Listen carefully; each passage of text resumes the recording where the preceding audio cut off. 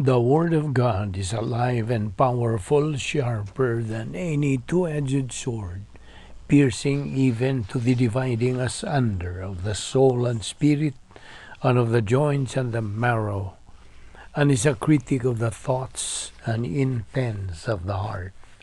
All Scripture is God-breathed and is profitable for doctrine, for reproof, for correction, for instruction in righteousness, that the man of God might be mature, thoroughly equipped unto all good works. Study to show thyself approved unto God, a workman that needeth not to be ashamed, rightly dividing the word of truth. 1 Samuel 12:22, For the Lord will not forsake his people for his great name's sake, because it has pleased the Lord to make you his people.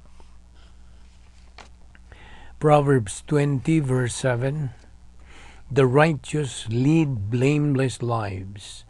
Blessed are their children after them. Romans 8:31, What then shall we say to these things? If God is for us, who can be against us? Proverbs 20, verse 13, Do not love sleep, or you will grow poor. Stay awake, and you will have food to spare. Jeremiah 33, verse 3, Call to me, and I will answer you, and show you great and mighty things which you do not know. Proverbs 20, verse 19, A gossip betrays a confidence, so avoid anyone who talks too much. Philippians 4:19, And my God shall supply all your need according to his riches in glory by Christ Jesus. Matthew 6:31-33.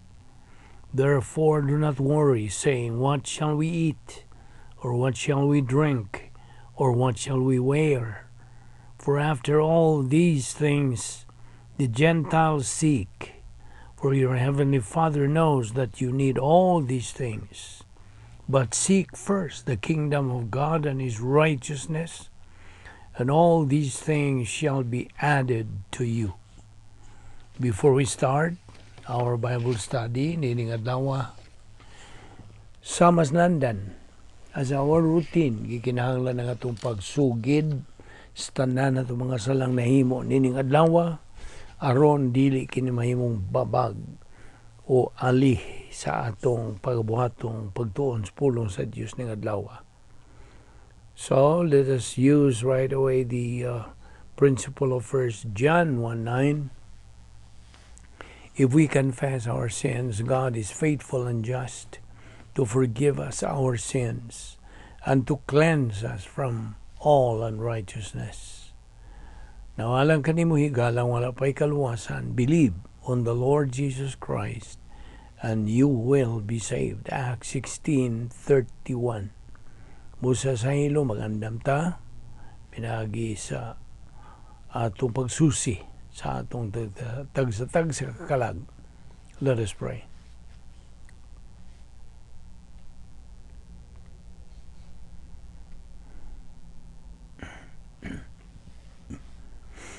Amahan namong langit no, nagpasalamat kami kanimo ning lain na sab nga higayon sa among pagpakig-ambitay sa imong pulong ug kanimo. Salamat o Dios niining higayon na kini grasya nga imong giandam sa kaniadtong pangtanan. Salamat nga imo pa kaming gipabuhi hangtod ni higayon na. Di mailhan nga imong plano nagalihok pa nga ni sa among kinabuhi. Salamat ni among Bible study pinagi sa YouTube. Kining tanan among gipasalamatan sa ngalan ni Ginoong Hesukristo. Amen. Maayong adlaw sa tanan nato mga subscribers, mga higala, mga igsuon diha ni Kristo. Welcome na sab. Kita nagdupot gihapon sa atong tun-anan nga giuluhan og the protocol plan of God. So karong adlaw magpadayon ta sa atong gipangbiyan kagahapon og dinhi kita mohunong. Okay. Ang usa ka negatibong magtotoo, okay, a negative believer, may puruhan nga siya magaduha-duha sa iyang kaluwasan. Ngano man. Tungod kay wa man siya doktrina, mao kanay hinungdan. Because he has no doctrine, that's why he will tend to doubt his salvation.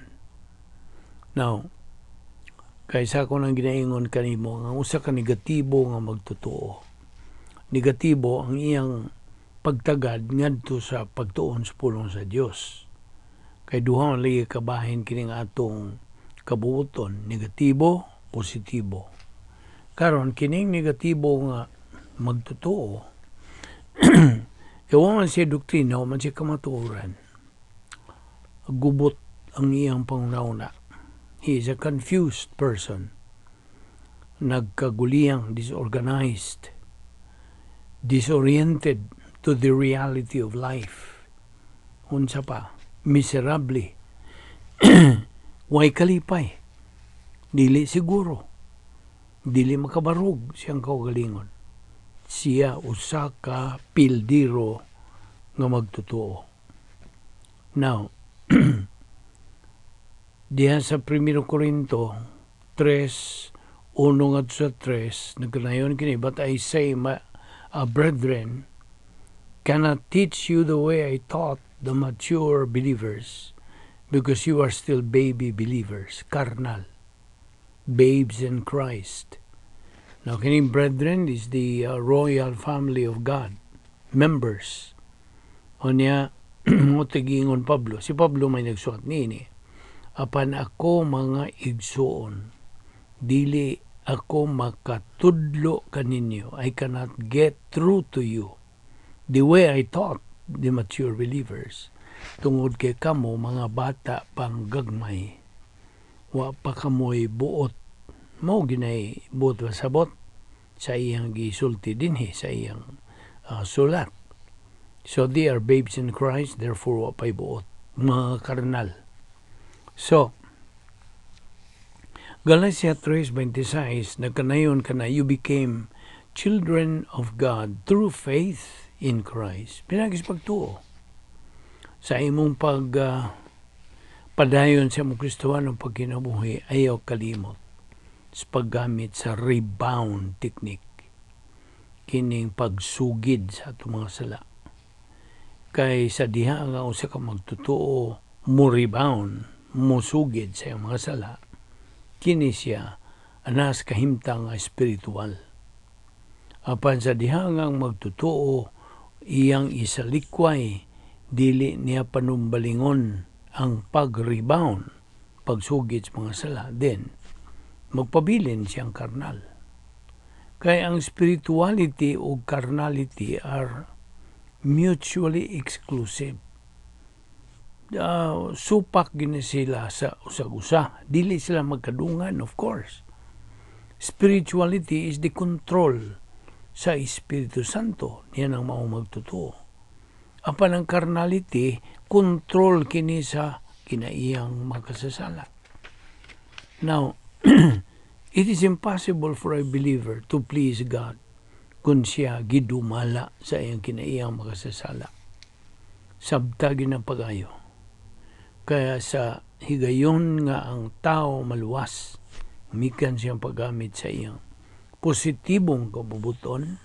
He accepts Christ as his Lord and Savior. Duha ka mga dagkong butang ang nahitabo nganha kaniya nga magtotoo. Permanent ang iyang hadayon ng pagkahiusa sa Dios. Eternal relationship with God. Mao ni permanent. Ang ikaduha, temporal. Temporal kini ang iyang pakig-ambitay sa Dios. Fellowship with God. So nga namang temporal man ni ikaduha. Tungod kay sa dihang makasala ang magtotoo din. Out he goes. from the operational divine dynasphere. Mao nang temporal.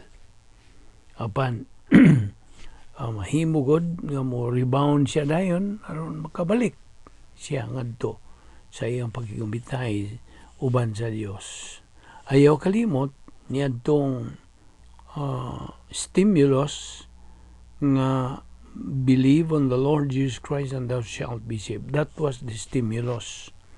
Ug ang tao di magtutuo makadungog sa mayang balita sa kaluwasan, tumuo ka kag Ginoong Hesus o ikaw maluwas, then iyang gigamit iyang positibong bahin sa iyang kabubuton o diha-diha madugtong may usa siya kang Kristo. That is the eternal kanang relationship, permanent, hangtod na, di na matangtang, di na mausap, di na mabakwi, di na. Once saved, always saved. Mo kanay doktrina nga nag-cover ni ining butanga. So, ang fellowship with God is temporal. Temporary. Kaya sa diha makasala lagi ta mo gawas man ta sa atong pakigamitay sa Dios. Na nas 1 John 1:3. Diha usab sa 1 Corinto 2:12-13. Do not hesitate to use rebound. O ni pahinumdum ka na itong mga magtotoo. Rebound should be a second nature na sa atong kinabuhi. Automatic na. Without anybody o kinsay magapahinumdum ka na ito. Kay ang atong tanlag, ang atong konsensya, ang atong nagapundo dihang mga doktrina diha sa atong kardiya, then mo na mo pahinumdum ka na ito. So don't hesitate to use rebound.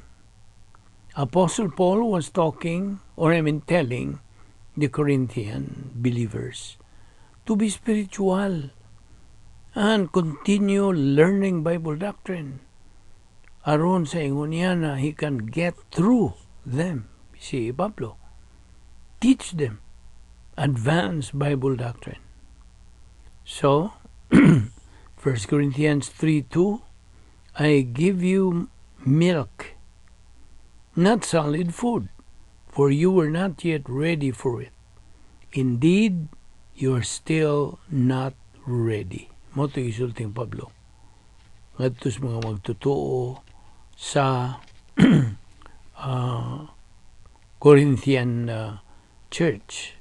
Okay, so mo katong versikulo 3 nining 1 Corinthians 3 naghisgot na kini og sarkikoy. Nanumnong kag sarkikoy, this means carnal believers. Now, we are studying here God's plan aron sa ingon niya na makakaton kita og unsaon sa pagkinabuhi sa Kristohanong paagi sa pagkinabuhi. Sa ato nang ginaingon kanimo, ang Christian way of life is a supernatural way of life, and as such it requires or demands a supernatural way of execution. Kaya ang magtutuo na siya kapilian whether he wants to become a winner believer or a loser believer. It's a matter of choice. Now, we have already studied the fact nga ang usa ka tao nga mutuo kang Ginoong Kristo ingon nga iyang manluwas has two things that happen to him: union with Christ, eternal relationship kana, and fellowship with God, which is temporary. Now, kining duha ka mga butang nakapausab sa maong tao nga midawat kung ituo kang Kristo ingon nga manluwas. So two things change that person automatically at the moment of salvation. Karon,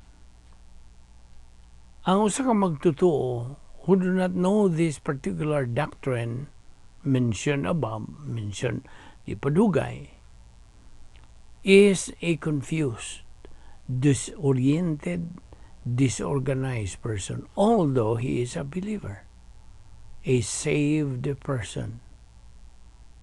So, muna, makita nimo ang resulta gyud sa doktrina.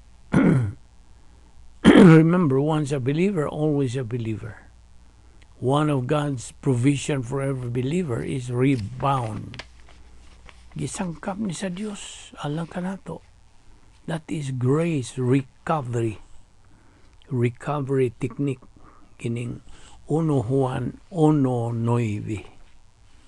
Yes, 1 Corinthians 3:1, Paul said, "My brethren, I cannot speak to you as I speak to mature believers, because you are still babes in Christ." Wala pa kamoy buot. So, gidumala lang kamo sa inyong kinaiyang makasasala. Sa laing pagkasulti, ang babes in Christ, wa maghitubo spiritually. Tungod kay, they have wrong priorities in life. Kasagaran nila, anasa wa may luna, gakabubuton sa Dios. Believers should apply doctrine to experience, not apply experience to doctrine. Dili mabalina. We should know how to move towards spiritual maturity. Pinagi lamang sa espirituhanong pagbuylo ang pasabot ang iyang pagtukod, ang pagtukod sa maong magtotoo sa spiritual muscles, braso ng espirituhanon. And meaning a believer's building of spiritual muscles, can a believer grow spiritually? Na, maura yun ang paagi nga makatubo ang maong magtotoo sa dihang magatuon siya pulong sa Diyos adlaw-adlaw. And then, makakabot sa final na yun nga tumong ultimate goal, which is to live with God in eternity forever.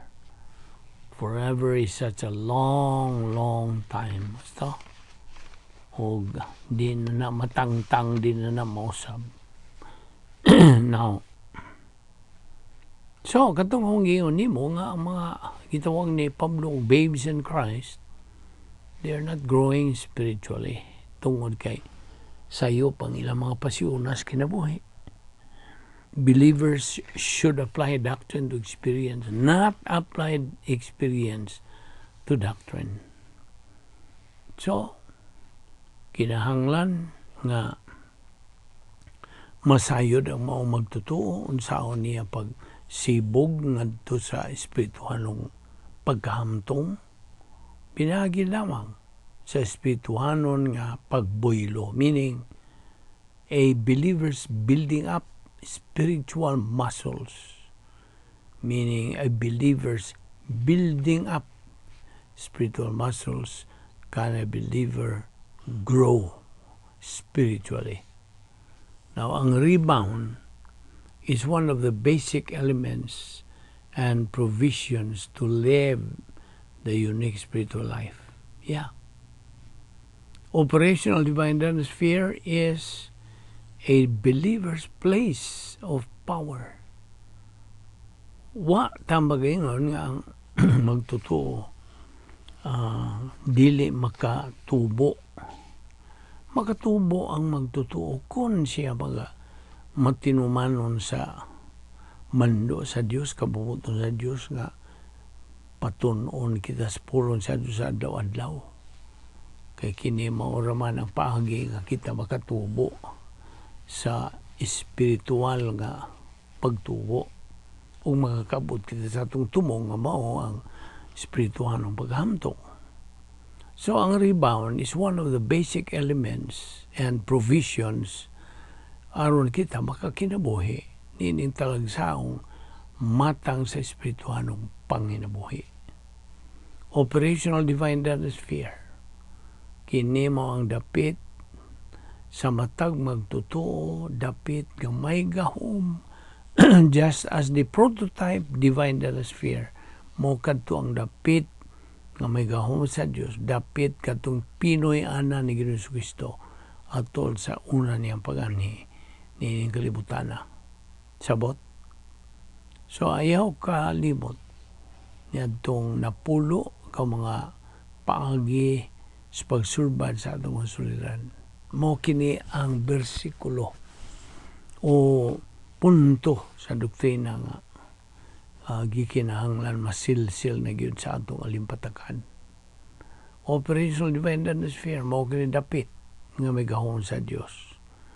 Ingon man sa divine sphere prototype nga gipuy ang Ginoong Kristo samtang dinhi siya sa una niya pag-ani. So, ayaw nagkalimti itong 10 problem-solving devices. Kaya may itong memory aid nga din ito makalimtan kining 10 problem-solving devices nga gisangkap sa Diyos ka na itong mga magtotoo. Okay? Ayaw kalimot usab niya itong PMA, Operation PMA, Perception, Metabolization, and Application. O kadtong Operation Z, yan na po ito kalimti.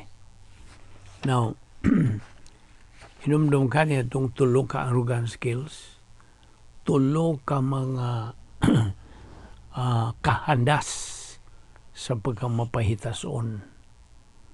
Operation JDA, ato ning yatagag memory aid.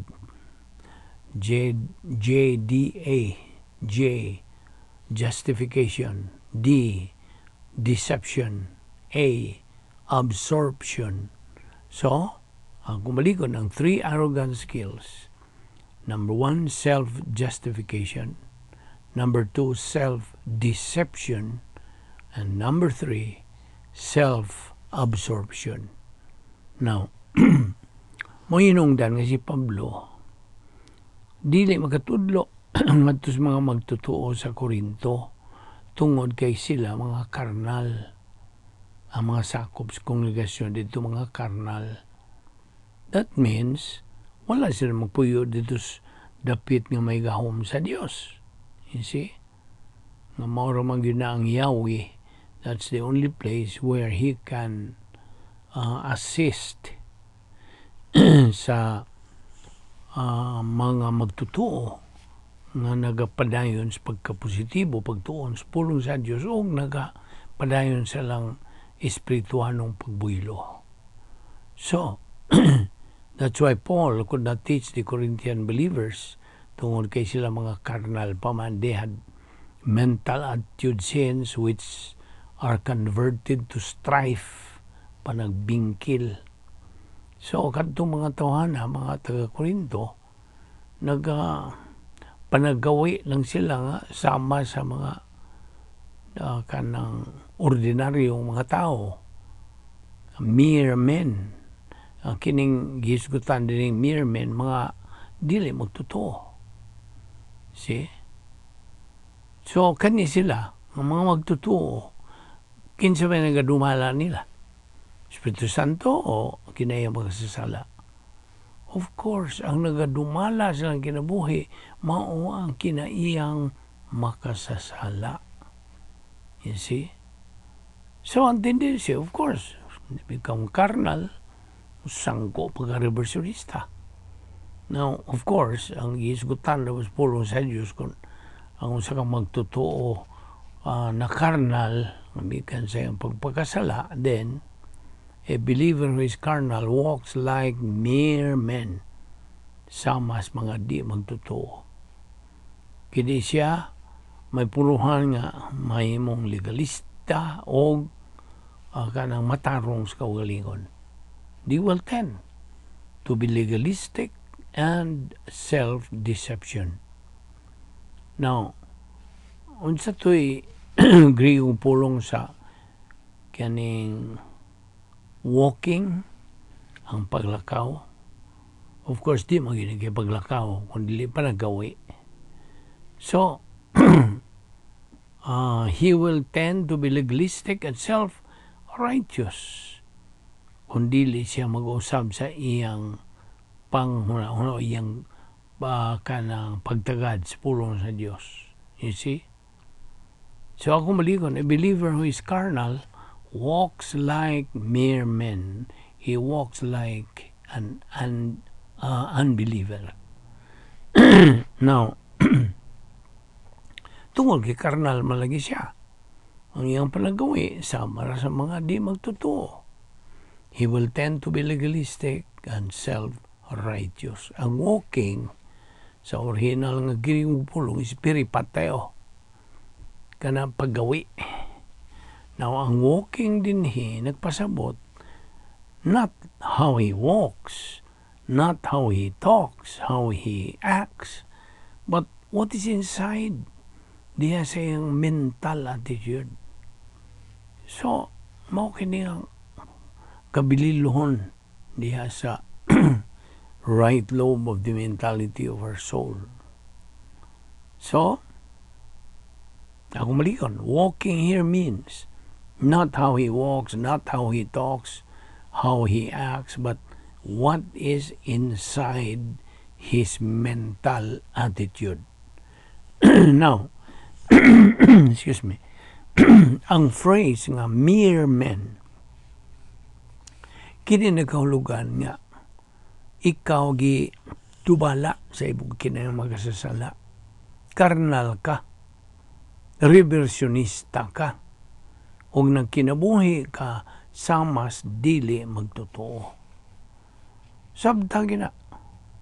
Although kining maong magtotoo karnal, he has not lost his salvation. Di man niya? Di man niya gina. Bisan og naglunang siya kung sa kadaghan niya mga sala. Ang iyang kaluwasan di na matangtang. Okay? God still loves that carnal believer like the way sa iyang paghiugma sa diha nga didto pa siya sa sulod sa lapit nga may gahom sa Dios. Did you get the point? God still loves that carnal believer like the way he loved him samtang didto pa siya sa sulod sa operational divine denosphere. Hinumdumi kanunay ang paggamit sa rebound technique, ang recovery provision. Sa gisulti sa 1 John 1:9, if we confess our sins, He is faithful and just to forgive us our sins and to cleanse us from all unrighteousness. Human gyud sa imong pag-rebound, balik ka na ngadto sa imong pakigamitay sa Dios. Now, kining 1 John 1:9, homologeo ang gayong pulong. If, mao gini naguna, if, kondisyon ka na. If, now, in the Greek grammar, kaning third class condition ka na. Kanang maong if. Ikatulo ka na nga class condition. If it were true, mao ka na yung protasis, ha? If it were true, protasis, meaning condition, if it would be true or it would not be true, mao ni ikatulo nga class condition. So, ang resulta, apodosis, result of confessing our sins to God the Father. Now, how do you do that? Of course, you just close your eyes, concentrate, focus your attention on Him, and then name, cite, enumerate, acknowledge, admit sa tanan mo mga silang nabuhat ng adawa. And God is faithful and just to forgive us our sins. So the the result, apodosis, of confessing our sins to God the Father. Only a believer can use rebound. Timan alang sa mga di magtutungol, huwag kinipos. Unbelievers cannot use. Only believers in Jesus Christ can use rebound. Now, ang imong pagpangayog pa sa hilo, dili na legitimate. Okay? It's no longer legitimate asking forgiveness. It is only confessing, homologeo, citing, naming, enumerating, acknowledging, and admitting. Mo ni ang mga butang nga nagalambigit bahin ini. All our sins were judged at the cross. Diba nina? Tanan yung mga sala na to. Sa tibuok kalibutan. Hukman dito sa cross. So, di na kinahanglan ng pinance, mga pinitensya. Ang pinitensya, na kinahanglan na nga naman. Tungod kay ang Diyos does not tell us so. O man magtugon, o man magsulti ang Diyos bahin anak. Because our Lord Jesus Christ was already judged at the cross. Numdong ka ni David, unsig isulting David said, I have sinned against you only. Psalm 51 verse 4. Ang 1 Peter 2:9, believers are all royal priests. So tiwan ni na. Murag di ato mahuman din atong paghisgot na iniabahin sa pagtintal sa Diyos. Pagtintal kang Ginoong Kristo. Samtang din pa siya sa kalibutan, una niya pag-anhi. Now, kitang mga magtotoo are all royal priests. 1 Peter 2:9. Kitang mga magtotoo may tulubagon tungod sa ato mga sala. May tulubagon ta sa Diyos. Ngadto sa Diyos lamang. So we believers are responsible for our sins to God the Father only. That is why kinahanglan nga atong isugid ngadto kang Ginoong Kristo. Ngadto sa Diyos. Only. Ngadto Diyos, dito sa Diyos. Sanglit, we are royal priests. Now, ang Diyos not only is only faithful but just to forgive us our sins. God is not only faithful but just to forgive us our sins. 1 Peter 2:24, He Himself bore our sins in His own body on the tree, so that we might die to sins and live for righteousness. By His wounds, you have been healed. Now, timan kung bahin na gani sa rebound, 1 John 1:9, dili ni lisensya sa pagpakasala. It's not a license to sin. It is a license to what? It's a license to serve, pag-alagad. Apan di ka makaalagan kung unsa dili ka mo rebound. Sabot. Kaya binimo, sa dihang sa Ginoong Kristo hukman dito sa cross tungod sa atong mga sala, ang hustisya sa Diyos natagbaw. Thus, He can now forgive us. Magkapasaylo na siya kanato. Sa diha nga kita musalig, mutuo, mudawat kang Kristo ingon nga maluluwas. Kung kita mga magtutuo nini nga itong kapanahonan, we are now in phase 2 sa plano sa Diyos. We are believers in time. God already has provided us sa tanan nga mga panginahanglan nato, mga kasangkapan nga espirituhanon aron sa ingon niya na kita makatuman sa plano sa Dios diha sa ikaduhang bahin sa plano sa Dios. Everything depends on God's grace. Maura yun. Igo lang tang nagasalig,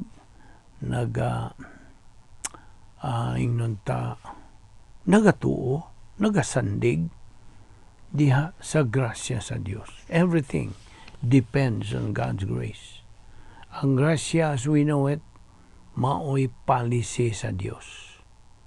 Si Satanas, the arch enemy of God, naapod siya policy. Ang iyang policy, evil. Kita ni mo? Therefore, ang evil o ang grasya, nagkasumpaki din ni napita. They are in conflict. You see? Ang tao, ang magtutuo, igor siya pagpili. Mupili lang siya, grasya ba yung piliyon o ang dautan ngayang Satanas. Now, kano sa man musugod ang grasya tuon? God's grace started to move in our life from the point of salvation to the point of physical death or dying grace. Now, kining kinabuhing Kristohanon cannot move an inch forward apart from learning Bible doctrine. That's the key in our Christian life. Okay? Ang atong Kristohanong kinabuhi, dili gyud mo sibog. Bisag gamay lang, di mo sibog. Dili mo kanang abante. Not an inch apart from learning Bible doctrine. Kini nga itong himo kada adlaw. Adlaw-adlaw. Kung kita mukha og luto adlaw-adlaw, pagkanon po lang atong kalag. Labaw na. Mas labaw pa ang atong kalag kaysa atong lawas. Now, Bible doctrine reveals the treasures of God's plan for us. As we advance from being babes in Christ, ngadto sa pag-espirituhan ng paghamtong, only then can we begin to execute sa protokol nga plano sa Diyos. Ang ikaduhang bahin sa plano sa Diyos is what we have to focus right at this point in time. Mao gini nga itong ipunting yun nga itong pagtagad nini. 2 Peter 3:18 ay yaw na yun kalimti. But grow in grace and in the knowledge of our Lord and Savior Jesus Christ. Ayaw na kalimti. Phase 3. Human na gani ang atong kinabuhi din nining dapita. Dinis kalibutan din. Moment phase 2. Karon mo to kita sa presensya sa Dios dito sa eternidad sa langit din naanata sa phase 3. 1 Peter 1:4 and 5, and unto an inheritance that can never perish, spoil, or fade, kept in heaven for us. Ito gipundo na ditong daan kini dito sa langit. When we depart from this world, we are going to face God. We will be face to face with God, absent in the body, present with the Lord. So, 2 Corintios 5:8, we're going to face God. Muatubang na kita sa Diyos. When we get to heaven, we will be there with our resurrection body, minus our old sin nature. Nawana na hangtod sa kangturan ng kinayang makasasala. We get rid of it forever. So kita nahimo na tang believer in eternity. When we get to heaven, we're going to see and come face to face with the Lord Jesus Christ, with with His resurrection body, and we uban usab sa atong resurrection body. dito sa langit, we're going to know each other. Yes. Kaya na may ubang mangutan na, mag-ilhanay ba ta dito sa langit? Of course. Mag-ilhanay kita dito. At itong mga hinigugmang nauna na kanato, taon-taon na, magkita ay kita dito. Maghimamatay. Maghimamat ba? So, what a beautiful experience would that be? Hangtod kang turan.